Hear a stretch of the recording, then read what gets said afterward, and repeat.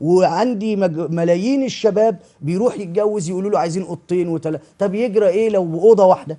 طيب. وبعد كده هم مع بعضهم كملوا اللي بيحلموا بيه ويقدروا يجيبوه. طب يا شيخ انا عايزه اقول لك حاجه، ممكن تقول لنا تصريح ما قلتهوش لحد وهتقوله لنا في برنامج ولد وبنت على السي ار تي، تكون لسه ما قلتهوش خالص؟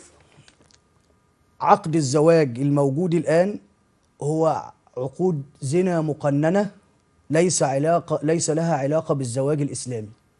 بمعنى معلش، بمعنى أن يذهب ذكر إلى أنثى ويطلب يدها من أبيها، وأبوها يطلب يبيع بنته بخشب بأنتريه وسفرة وصالون، دون أن يكون هناك علاقة روحية بين هذا الذكر وهذه الأنثى.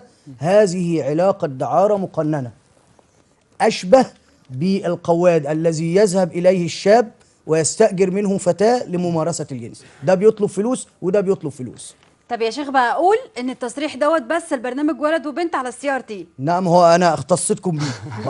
أي علاقة ليس فيها علاقة روحية، أي علاقة جنسية دون رباط روحي من أجل الشقة والعفش والفرح والفستان والشبكة، هذه علاقات دعارة مقننة. عشان كده نسب الطلاق في المجتمع المصري وصلت 87% في 2014، منهم 90% من المتزوجين حديثا.